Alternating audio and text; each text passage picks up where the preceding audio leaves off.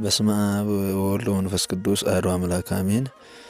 ውድ የተከበራችሁ እግዚአብሔር ቤተሰቦች፣ የእመቤታችን የድንግል ማርያም የአስራት የቃል ኪዳን ልጆች፣ የቅዱሳን ባለሟሎች ፍጹም በእግዚአብሔር ሰላም እላችኋለሁ። በያላችሁበት ከሀገር ውስጥም በሀገር ውስጥ ያላችሁ አባቶች፣ እናቶች፣ ወንድሞች፣ እህቶች ክርስቲያኖች የእግዚአብሔር ሰላም ከኔም ከእናንተም ጋር ይሁን እያልኩት ሰላም ጤናችሁ ይብዛ እያልኩት ከዚህ በመቀጠል እንግዲህ እንደ እግዚአብሔር መልካም ፈቃድ እንደ እናቱ እንደ ድንግል ማርያም አጋዥነት እንደ ቅዱሳን ጸሎት እንደ እግዚአብሔር አምላክ መልካም ፈቃድ በዚህ ዕለት እንግዲህ በዚህ በዐቢይ ጾም 5ኛ ሳምንት ደብረ ዘይት በመባል የሚታወቅ ሳምንት ሲሆን እንግዲህ ከዚህ በፊት እንደተነጋገርነው ቅዱስ ያሬድ አባታችን ስያሜውን እንደሰጠ ስለ ምጽአቱ ስለ አመጣጡ የሚነገርበት የሚሰበክበት የክርስቶስን መምጣት እንድናውቅና እንድንረዳ ራሳችን እንድንጠብቅ የሚነገርበት የምንማርበት ወቅት እንደመሆኑ መጠን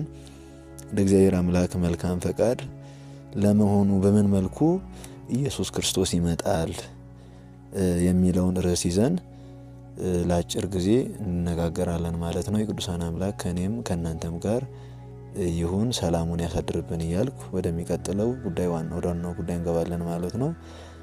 በጥያቄው እንዳነሳን ለመሆኑ በምን መልኩ ኢየሱስ ክርስቶስ ይመጣል? እንግዲህ አምላካችን ቅዱስ እግዚአብሔር ከዚህ ቀደም አዳምና እኔን እናንተን ሊክስ በስጋ ማርያም ተገልጦ ሞታችንን ባርነታችንን ነፃ አውጥቶ ሞታችንን ሞቶ አድርጓል። እንግዲህ ዳግም ምጽአት በማለት ቅድስት ቤተክርስቲያን ታስተምራለችና ዳግም የክርስቶስ መምጣት ሁላችን በህሊናችን ዘውትር ማሰብ ማስተዋል ያለብን ትልቅ ጉዳይ ነው። ከክርስቶስ ፊት እንዳለን የሱን መምጣት የሱን ፍርድ ሁላችን የጠበቅን መሆን እንዳለብን ቤተክርስቲያን መጻሕፍታትም አባቶቻችንም ያስተምሩናል ማለት ነው። እና ለመሆኑ በምን መልኩ ይመጣል? ክርስቶስ መምጣቱ የታወቀ ነው የተረዳ ነው። ግን በምን መልኩ ይመጣል የሚለውን እናያለን ማለት ነው። ለአባታችን ለአባ ጳኩሚስ እንደታየው እንደተገለጠለት ሲወድቅ ሲረበብ ወዙ ወርዶ መሬቱን ጭቃ አደረገ። ወዲያው ጌታ ተገለጠለት። አንተን አገኝ ብዬ እንዲህ ሆኜ ደከምኩ አለው። እኔም እንጂ ላንተ ብዬ እንዲህ ሆኜ ተሰቃየው ብሎ በዕለተ ዓርብ እንደተሰቀለ ሆኖ ታይቶታል። በምጽአትም ጊዜ እንደዚህ ሆኖ ይመጣል። አሰረ ርግዘት አሰረ ቅኖት እትራቱን ሳያጠፋ ይመጣል። ያን ጊዜም ወልደ እጓለ እመሕያው ክርስቶስን በባህሪ ክብሩ ሲመጣ ባዩ ጊዜ ፍጥረት ሁሉ ያለቅሳሉ። ባህረ ጥበባት ቅዱስ ያሬድም ስለ ነገረ ምጽአቱ ሲዘምር እንዲህ ብለዋል። ወአመ ምጽአቱሰ ለወልደ እጓለ እመሕያው ይትከወስ ኩሉ ኃይለ ሰማያት ወምድር አሚሃ ይበኪዩ ኩሎሙ ሀጣነ ምድር ወይወርድ እግዚእነ እምሰማይ ዲበ ምድር በትእዛዙ በቃሉ ወበአላፍ መላእክቲሁ በነፋተ ቀርን ዘእምኀበ እግዚአብሔር ይማረነ አብ በይእቲ ሰዓት እሞተ ኃጢአት እስመ ገባረ ሕይወት ውእቱ እግዚአ ለሰንበት ብሏል። ትርጉሙ ወልደ እጓለ እመሕያው በሚመጣበት ጊዜ የሰማይና የምድር ኃይል ሁሉ ይናወጣሉ። ያን ጊዜ የምድር ኃጥአን ሁላቸውም ያለቅሳሉ። ከእግዚአብሔር ዘንድ በመለከት ድምፅ ሲሰማ በትእዛዛቱና በቃሉ ከአእላፍ መላእክት ጋር ጌታችን ከሰማይ ወደ ምድር ይወርዳል። አብ በዚያች ሰዓት ከኃጢአት ሞት ይማረን የሰንበት ጌታ ሕይወት ፈጣሪ እርሱ ነውና በማለት በፊት ከፍርድ በኋላ ያለውን ኃላፊውን ተጠያቂነት አስቀምጠዋል ማለት ነው። ቅዱስ ዳዊት አባታችንም ስለ ክርስቶስ አመጣጥ አስተምሮናል። በፊቱ እሳት እንደሚነድ ነግሮናል ማለት ነው። ከዚህ የተነሳ በሶስት መልኩ ይመጣል ብለው ቅዱሳን አባቶቻችን ሊቃውንቱ አስቀምጠውልናል። እሱን እንመለከታለን ማለት ነው። አንደኛ በስጋ ማርያም ይመጣል። በስጋ ማርያም ማለት የእመቤታችን የድንግል ማርያምን ስጋዋን ለብሶ ሲወለድ ከሷ ሲገኝ ፍጹም አምላክ ፍጹም ሰው ስጋዋን ተዋህዷልና ሁሉም በሚያየው በለበሰው ስጋ በተዋህደው ሰውነት ይመጣል ማለት ነው። እግዚአብሔር የማይታይ መንፈስ የማይጨበጥ ረቂቅ ነው። ነገር ግን ከሶስቱ አካላት አንዱ አካል ከሶስቱ ቅዱስ አንዱ ቅዱስ አካላዊ ቃል እግዚአብሔር ወልድ ከሰማየ ሰማያት ወርዶ ከድንግል ማርያም ተወልዶ ረቂቅ ባህሪውን ከስጋ ጋር አዋህዶ ግዙፍ ሆኗል እና ከእመቤታችን ባህሪ በነሳው ስጋ ተገልጦ ዳግም ይመጣል ሲል ነው። ከተዋህዶ በኋላ ምንታዌ ጠፍቷል፣ ተዋህዶ ጸንቷል። የቃል ገንዘብ ለስጋ፣ የስጋ ገንዘብ ለቃል፣ የመለኮት ገንዘብ ለትስብእት፣ የትስብእት ገንዘብ ለመለኮት ሆኗልና ጌታችን ኢየሱስ ክርስቶስ ሞትን ድል አድርጎ ሲነሳ የተዋህደውን ስጋ እንደ ልብስ አውልቆት አልተነሳም። የነሳው በተዋህደው ስጋ ነው፣ ያረገውም በተዋህደው ስጋ ነው። ዳግመኛም ለፍርድ በሚመጣበት በስጋ ማርያም በክብረ ትስብእት ነው የሚመጣው። ነቢዩ ዳዊትም እንዲህ ብሎታል፣ ከክብሩ ውበት ከጽዮንም እግዚአብሔር ግልጥ ሆኖ ይመጣል ብሎ የዘመረው የክብሩ ውበት ከተባለች ከአማናዊት ጽዮን ከእመቤታችን በነሳው ስጋ ይገለጣል ሲል ነቢዩ ዘካርያስም እንዲህ ብለዋል፣ ሰውም ይህን በእጄ መሃል ያለ ቁስል ምንድነው ይለዋል፣ እርሱም በወዳጆቼ ቤት የቆሰልሁት ቁስል ነው ይላቸዋል ብሎ እንደተናገረው ስለ ሰው ልጅ ብሎ የቆሰለው ቁስል እየታየ ይመጣል። በግልጽ ቁስሉን እያሳየ የተቸነከረበትን ችንካር፣ የተገረፈበትን ግርፋት ግልጥ አድርጎ ያሳየ ይመጣል ማለት ነው። የትንቢተ ዘካርያስ ምዕራፍ 13 ከቁጥር 6 ላይ ይህን ቃል እናገኛለን ማለት ነው። ሌላው ደግሞ ባለራዕዩ ቅዱስ ዮሐንስም ከደመና ጋር ይመጣል፣ ዓይንም ሁሉ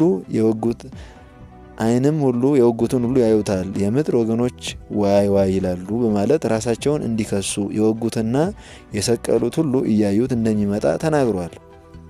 ከደመና ጋር ይመጣል ሲል በስጋ ማርያም በክብረ ትስብእት ይመጣል ሲል ነው። ነቢዩ ኢሳያስም እንዲህ ብሎታል፣ ወይወርድ እግዚእነ ውስተ ምድረ ግብ ተጽዕኖ ዲበ ደመና ቀሊል ብሏል። እግዚአብሔር በፈጣን ደመና እየበረረ ወደ ምድረ ግብጽ ወረደ እንዳለው ብሎ መናገሩን በእመቤታችን እቅፍ ወደ ግብጽ መሰደዱን ሲያመለክት ነው።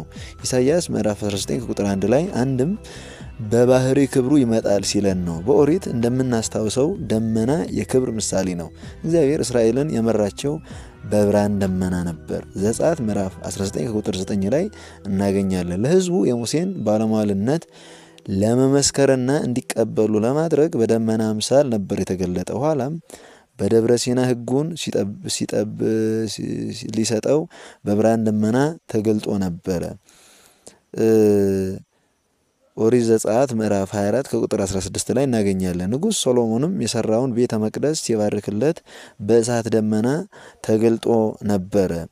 ሁለተኛ ነገሥት ምዕራፍ 8 ከቁጥር 10 ላይ እናገኛለን ማለት ነው።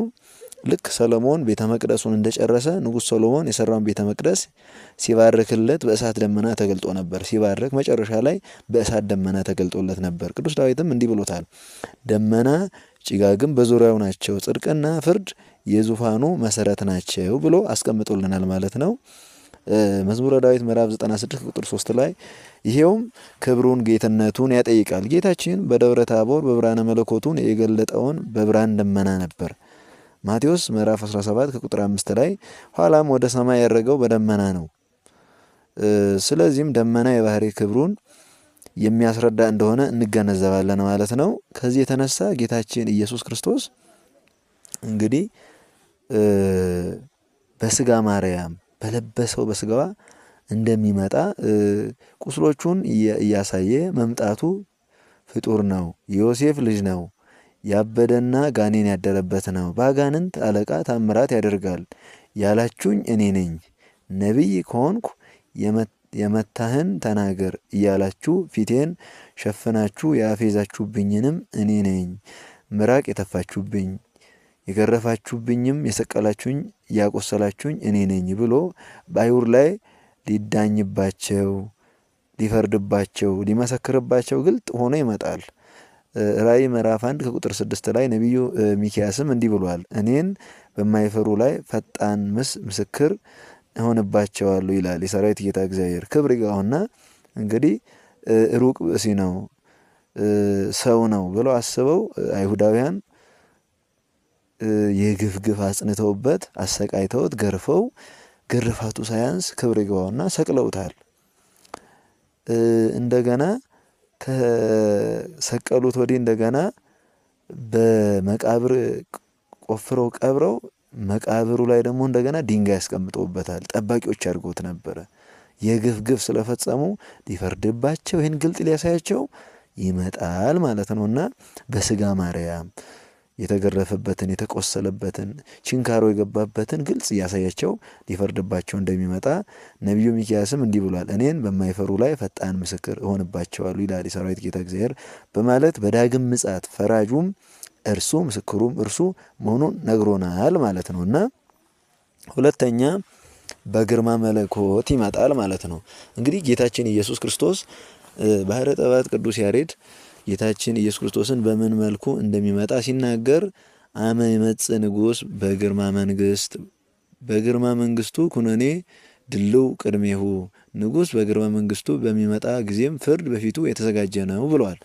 እንደተናገረ በግርማ መለኮት ይመጣል ማለት በአስፈሪ ግርማ በታላቅ ክብርና ኃይል ይመጣል ማለት ነው። ይኸውም ጌትነቱንና አምላክነቱን ከሚመሰክሩ አስፈሪና አስደንጋጭ እይታና ድምጽ ጋር ይመጣል። ክርስቶስ በዳግም ምጽአቱ ሲገለጥ የሚታየውና የሚሰማው ድምጽ ምን እንደሆነ ሐዋርያው ቅዱስ ጳውሎስ ሲናገር እንዲህ ብሏል። ጌታ ኢየሱስ ክርስቶስ ከስልጣኑ መላእክት ጋር ከሰማይ በእሳት ነበልባል ሲገለጥ ብሏል እና በክብሩ በአስፈሪነቱ በግርማው እጅግ ከህሊና በላይ በሆነ ረቂቅ በሆነ ሊገመት በማይቻል ግርማው አምላክ እንደሆነ በዛ መልኩ ይመጣል ማለት ነውና ክርስቶስ ከሚያቃጥል ከእሳት ነበልባል ጋር የሚገለጥ መሆኑን ተናግሯል።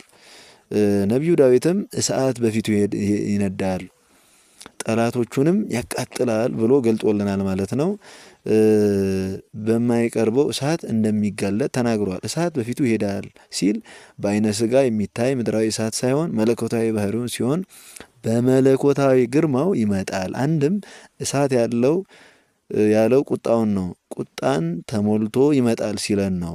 መዝሙረ ዳዊት ምዕራፍ 96 ቁጥር 3 ላይ ይናገኛለን ማለት ነው። ቅዱስ ያሬድም ክርስቶስ በዳግም ምጽአቱ ሲመጣ የሚታየውን ድባብ እንዲህ በማለት ገልጠዋል።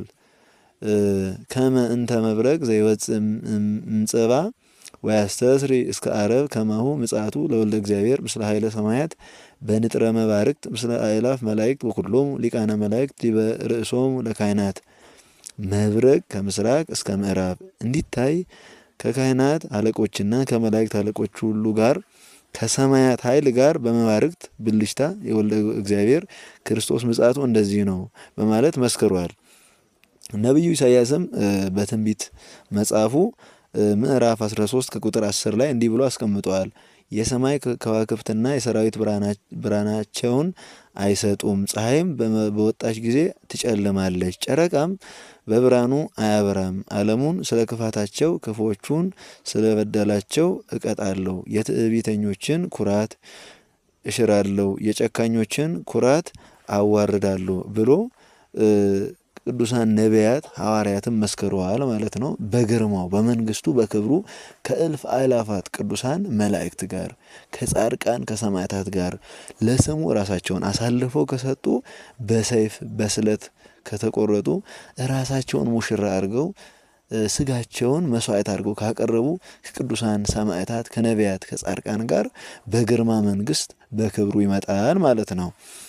በመቀጠል የመጨረሻው የምናየው እንዴት ይመጣል የሚለውን ነገር ስንመለከት ሶስተኛውና የመጨረሻው ቁጣና በቀል ተሞልቶ ይመጣል ማለት ነው። ጌታችን በዳግም ምጽአቱ ሲገለጽ እግዚአብሔር በባህሪው መሐሪና ይቅር ባይ ነው የተባለለት አምላክ ያን ጊዜ ግን በቀል ተሞልቶ ይመጣል። ነብዩ ኢሳይያስ እግዚአብሔር በዳግም ምጽአት የእግዚአብሔር ርኅራኄና ቸርነት እንደማይታሰብ በዝርዝር እንዲህ ሲል ተናግሮናል። እንዲህ ብሎናል።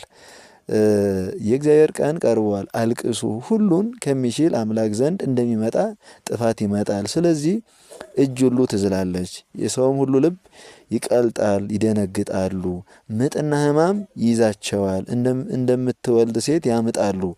አንዱም በሌላው ይደነቃል፣ ፊታቸውም የነበልባል ፊት ነው። እነሆ ምድሪቱን ባድማ ሊያደርግ ኃጢአተኞቿንም ከእርሷ ዘንድ ሊያጠፋ ጨካኝ ሆኖ በመዓትና በጽኑ ቁጣ ተሞልቶ የእግዚአብሔር ቀን ይመጣል በማለት ከሚሰጠው ፍርድና ውሳኔ የተነሳ ሰዎች ታላቅ ድንጋጤ እንደሚይዛቸው እንዲሁም ከድንጋጤው ጽናት የተነሳ ልብ ሁሉ እንደሚቀልጥ እጅ ሁሉ እንደሚዝል ተናግሯል። ምጥ የመከራና የስጋይ ጥግ ነው።